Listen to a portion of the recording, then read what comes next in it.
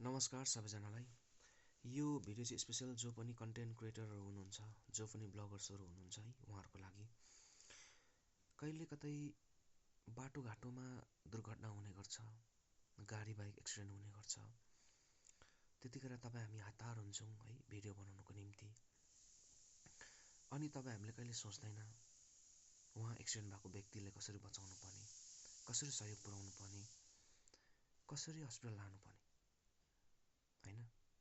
हैन। तपाईँ हामी सोच्छौँ खालि आफ्नो कन्टेन्टलाई कसरी मोनेटाइज गरौँ हैन, भ्युअर्स कसरी बढाउँ। तर मैले यो भिडियो मार्फत सबै कन्टेन्ट क्रिएटर, सबै ब्लगर्सलाई भनेको होइन है। कोही ब्लगर्सहरू एकदम हेल्पफुल हुनुहुन्छ है, हेल्प गरिरहेको छ है। अनि कोहीलाई मात्रै भनेको मैले, बुझ्नुभयो। अनि तपाईँ हामीले कहिले सोच्दैन बिचारा उहाँको हात भाँचिरहेको होला, उहाँको खुट्टा भाँचिरहेको होला है, अनि कसरी हेल्प गर्नुपर्ने त्यो तपाईँ हामीले सोच्दैनौँ। हामी टाढो बसेर भिडियो बनाउँछौँ है, आराम साथले। तर जब एक्सिडेन्ट भएको बेला उहाँले कस्तो पीडा भइरहेको हुन्छ है, त्यो उहाँले मात्रै थाहा हुन्छ है।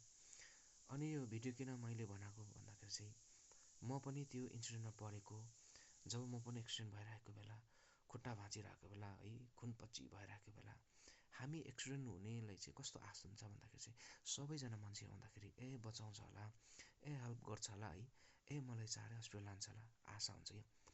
तर त्यतिखेर तपाईँको बगलमा आएर है जस्ट हात बाँधेर हेरिबस्छ होइन, जस्ट फोन निकालेर भिडियो बनाइराखेको हुन्छ। त्यतिखेर एकमुठी सास भएको होइन, आशा उम्मिद पनि टुटेर जान्छ क्या। त्यसले गर्दा यो भिडियो मार्फत म तपाईँहरूलाई भन्न चाहन्छु है, तपाईँले रिक्वेस्टै गर्न चाहन्छु, प्लिज त्यसो नगरिदिनुहोस् है, उहाँलाई बचाउनुहोस् है। अनि एक्सिडेन्ट भएको बेला तपाईँको सानो चोटपटकमै ओभर ब्लिडिङ हुन्छ है, ओभर ब्लिडिङ भएपछि उहाँको मृत्यु हुन्छ। त्यो मृत्युको कारण पनि तपाईँ हामी नै हो नि होइन। इफ तपाईँ हामीले छिटो गऱ्यो भने उहाँलाई बचाउन सक्दैन र होइन, सकिन्छ नि त होइन। त्यसले गर्दाखेरि अब हामी मान्छेमा एकअर्कामा है हेल्प पुर्याउनुपर्छ है, सपोर्ट गर्नुपर्छ। अनि यो भिडियो चाहिँ मैले किन बनाएँ भन्दा चाहिँ मैले फेसबुक उन्दै कहीँ हेर्दै जाँदाखेरि चाहिँ मलाई मन छुयो क्या, मलाई दुःख लाग्यो क्या। हामी मान्छे यस्तो पनि हुँदो रहेछ क्या। बिचरा एक्सिडेन्ट भइरहेको हुन्छ, रोइरहेको हुन्छ, तडपिरहेको हुन्छ होइन, हेल्प मागिरहेको हुन्छ, हेल्प गर्दैन क्या।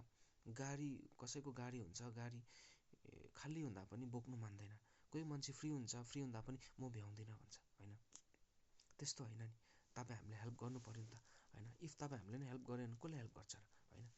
त्यसले गर्दाखेरि चाहिँ इफ तपाईँ बाँच्नु चाहनुहुन्छ है, तपाईँको आफन्तलाई बचाउन चाहनुहुन्छ भने है, यो कुरा तपाईँले थाहा हुनुपर्छ है। किनभने हामी मतलबी हुनु हुँदैन क्या, एकअर्कामा सपोर्ट पुर्याउनै पर्छ होइन। त्यसले गर्दाखेरि म चाहिँ के भन्नु चाहन्छु भन्दाखेरि चाहिँ, अनि म के भन्नु चाहन्छु भन्दाखेरि चाहिँ तपाईँले यो भिडियो सही लाग्यो, ठिक लाग्यो भने है आफन्तमा सेयर गरिदिनुहोस्, तपाईँको नजिकको मित्रलाई सेयर गरिदिनुहोस्।